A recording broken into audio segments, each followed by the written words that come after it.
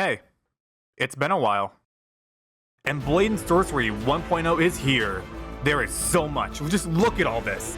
New weapons, upgrades, a campaign mode, bosses. What in the hell is that?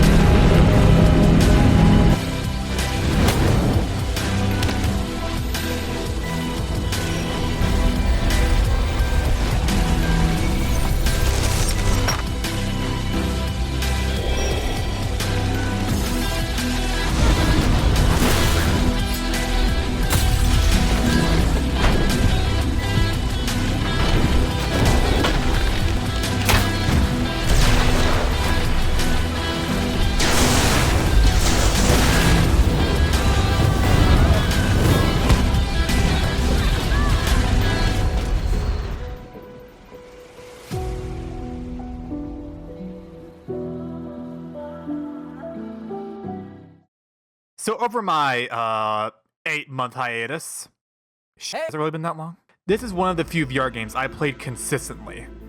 I don't know, there's just something addictive about using various bladed weapons and spells to stab people and or commit various war crimes. Obviously in game though.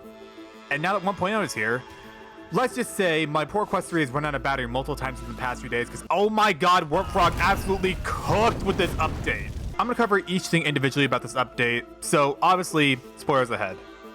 If you don't care about the spoilers, or you're a Nomad player and want to see all the cool shit, then feel free to keep watching as I obsess way too much over this game. Let's get started.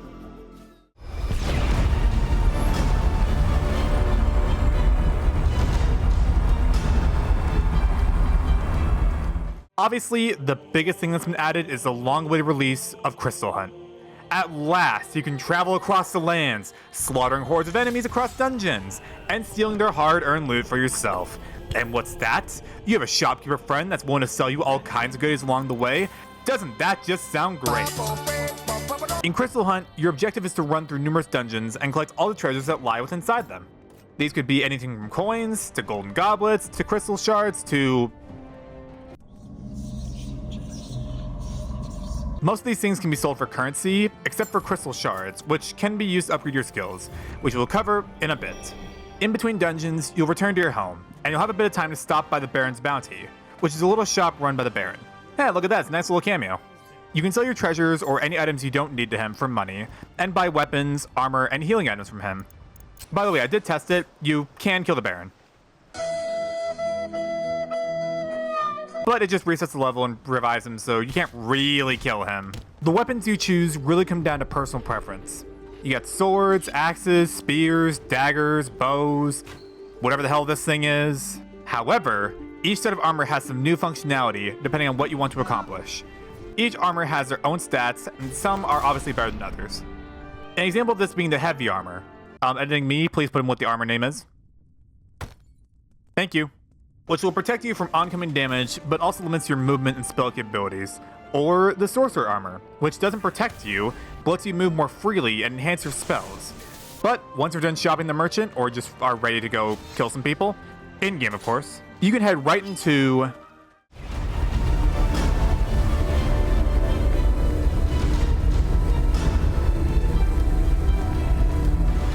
If you played the early access before the launch, which I'm sure most of you have, or a lot of Nomad players are currently still playing it right now, then you're definitely familiar with the outpost dungeons and the layout with at least most of the rooms, as well as how they play out.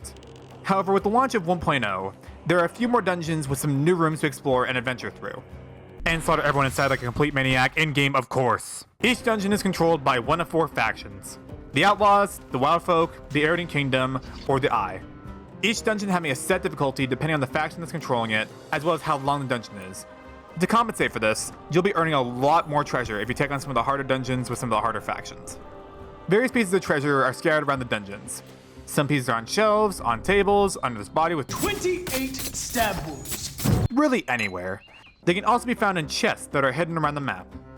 They aren't too hard to find, usually behind a door or on a high platform, but they reward you for exploring and are a very nice touch.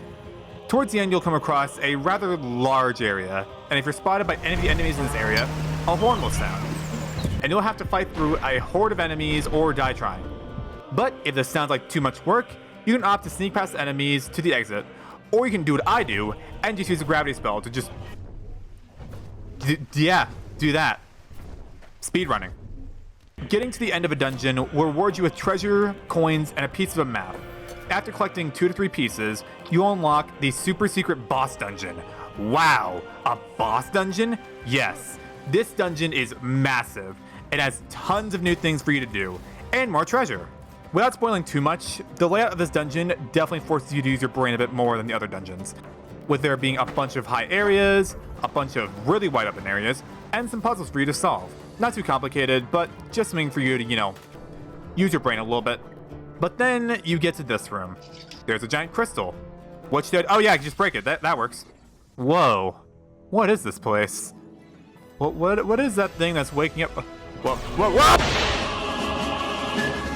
This fight is one of the coolest things I have ever done in VR. And even though I've fought this guy possibly over a dozen times by now, it is still one of the coolest fights in any VR game I've ever played. It's not a super complex fight, it's just your standard break the glowing things to defeat the boss kind of fight. But it is so much cooler in this game. You can climb him, you can jump on him, you can fly over him. If he punches you, you will go flying back. It's insane. Fair warning though, if you are prone to motion sickness, try to avoid climbing his arms because you will get turned upside down and it may not be fun. But even still, even that feature, really cool. After defeating this boss, sorry buddy, you will get a blank crystal, which could be made into a separate crystal that's used to upgrade your main abilities. In theory, it's possible to upgrade every one of your abilities before the end game, but you only need to collect 6 upgrades to complete the main game. Speaking of upgrades,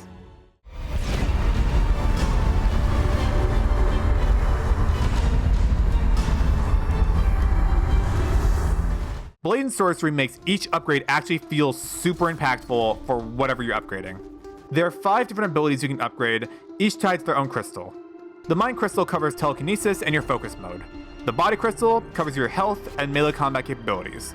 And each of the 3 spell crystals, Gravity, Fire, and Lightning, all cover their respective spells and their components.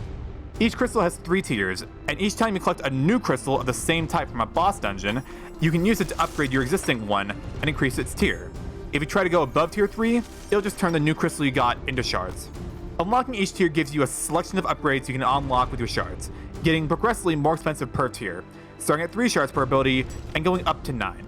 These upgrades can also be refunded if you find something cooler, which is a very nice touch, but if that sounds like too much work for you, or you're just too lazy like me, you can just unlock them all in Sandbox with a Master Sorcerer preset.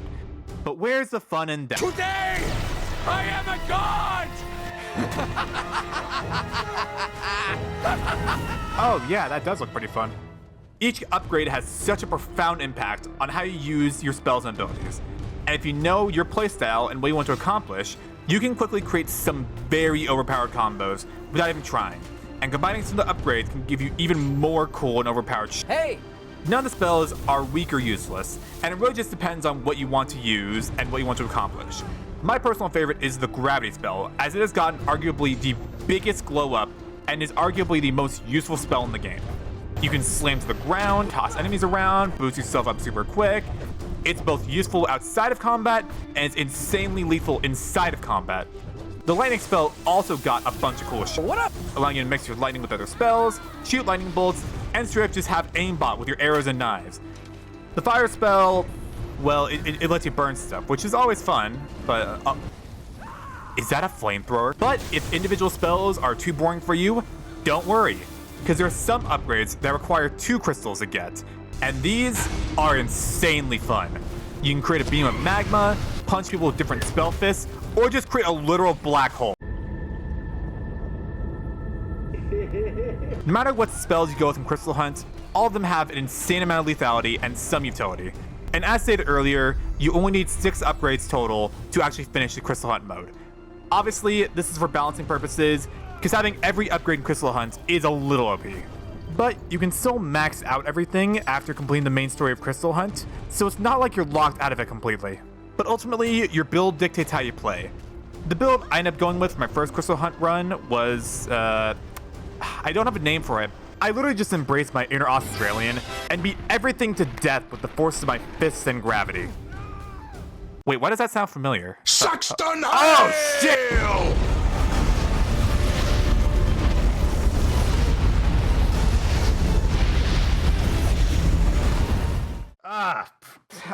Hey there! Anyway, Sandbox got some cool improvements. All the popular Sandbox maps have gotten some quality of life touch-ups, and you can run through all the dungeons, including the boss dungeon, all with whatever weapons or abilities you choose. When creating a Sandbox save, you have the choice of having a little bit of power, or you can go balls to the walls and unlock everything that can be used immediately. Obviously, this is a lot of fun. Each Sandbox arena has gotten some cool new improvements, with the City Square arena literally just changing the time of day. Wow, it's nighttime. That's pretty cool. The waves in Sandbox have also gotten some slight tweaks as well, allowing you to fight against the individual factions, waves that get progressively harder, or you just 1v1 some enemies and slaughter every single one of them. Obviously in-game, I don't have a problem, you do. Aside from that, there isn't much else to Sandbox. It's the same thing we all know and love, not much about it has really changed, and the same can be said about the mods. Until the 1.0 SDK is released, there isn't a lot that the big modders of BLADE Sorcery can do. However, that doesn't mean there are no mods at all being released. Sure, there aren't the big mods like Outer Rim, Medieval Mod Pack, and the Fisher's Elemental Weapons, but there are still a handful of mods for 1.0, ranging from useful, to funny, to useless, to... What in the actual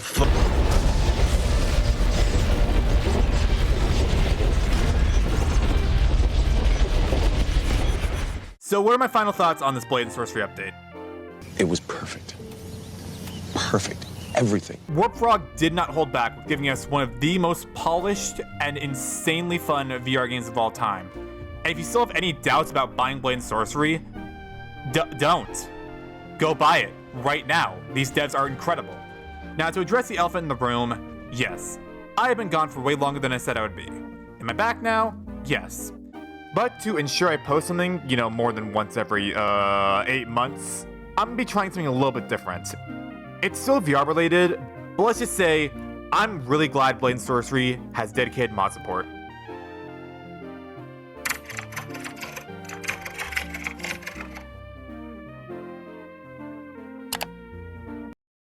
Ah, shit, it's not that simple? Well, there goes my plan.